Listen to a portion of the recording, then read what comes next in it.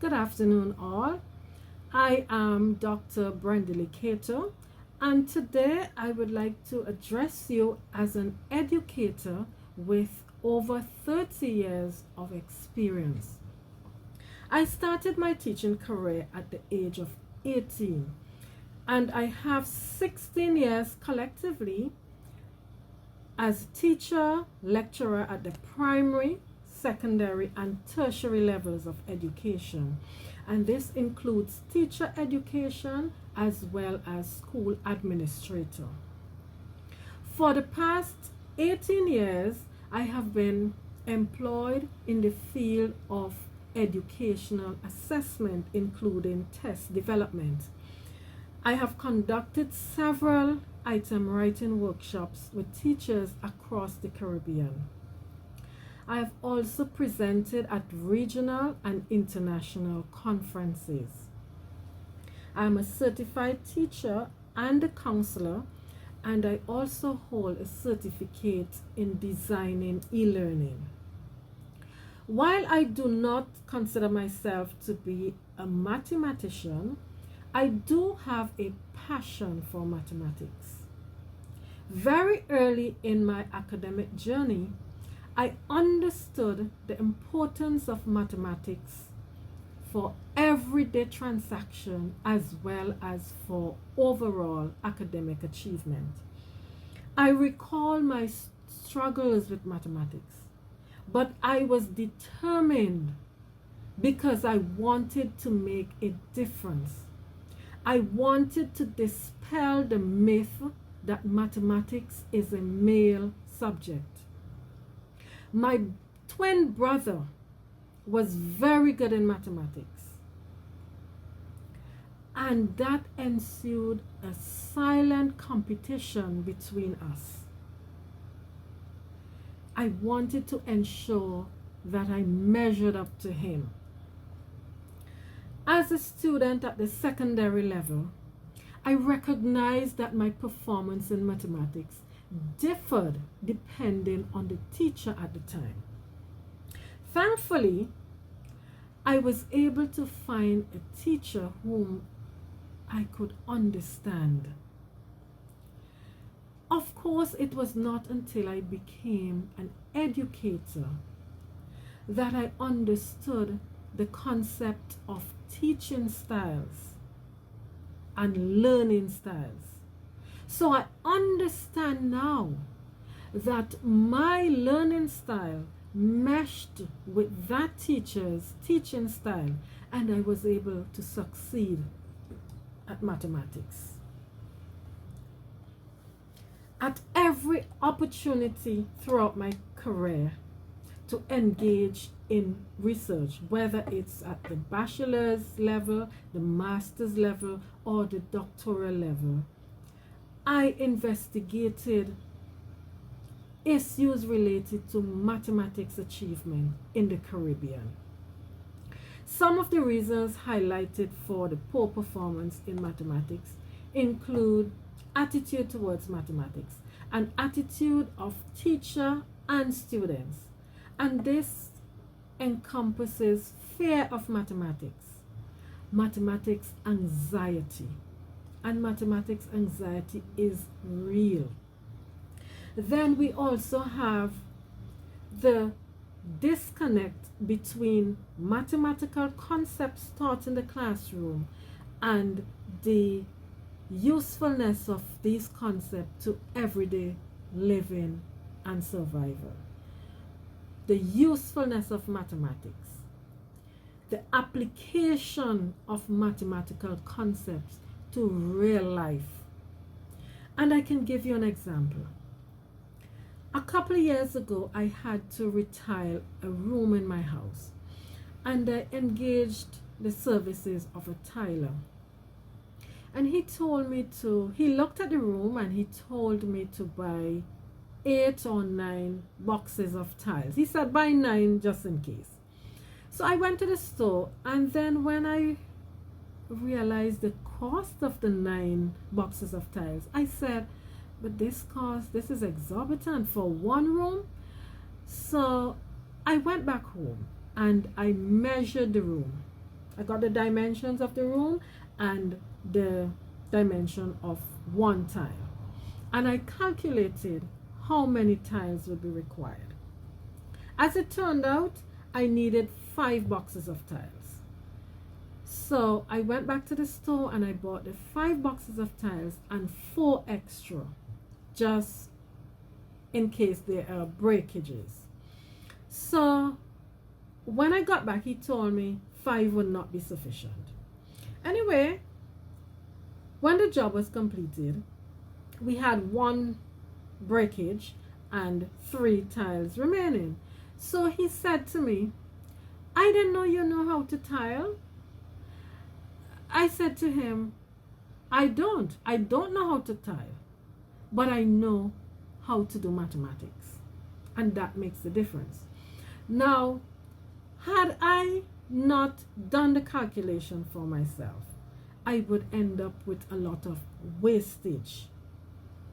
And there lies the problem with a lot of workers who do not understand mathematics and therefore cannot apply it. So sometimes people would just tell you to buy 6 of this, bring 4 of that, because they're just guessing. I didn't know, I wasn't aware that he was unable to work out the requirements for tiling. Another issue relating to the teaching of mathematics is the methodology that is used. And I find that at the primary level, some teachers are using a lecture method. So let's say that a teacher wants to teach 3-dimensional shapes, and we want to look at the cuboid.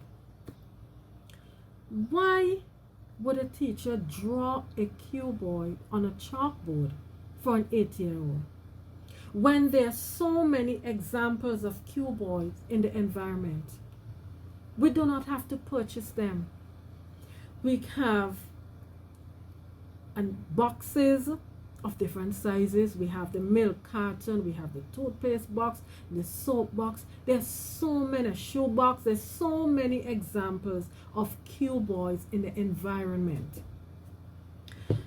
So let's say we want to teach cuboids. So we are looking at faces.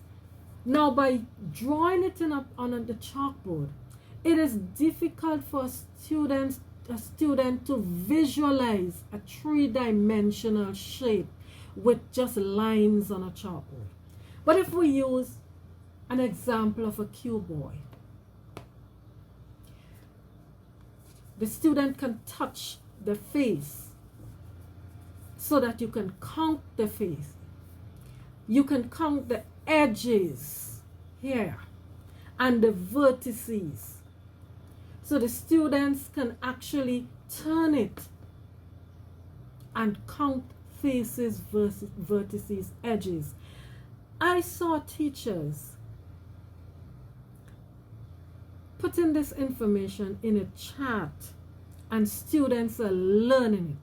So you would learn the cuboid, you would learn how many vertices, edges.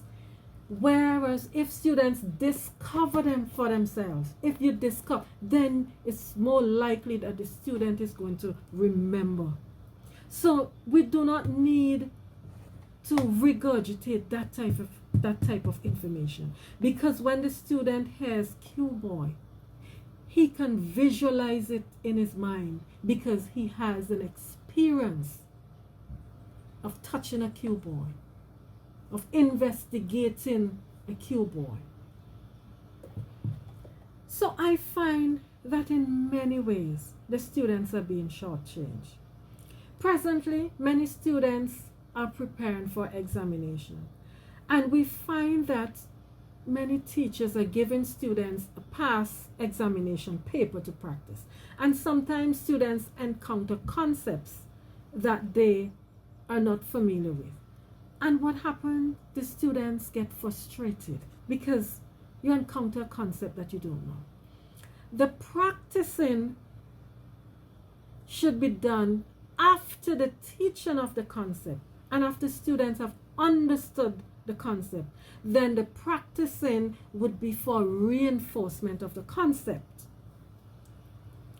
So we find that there's a lot of rote learning, regurgitation of information, and the students are not understanding the concepts.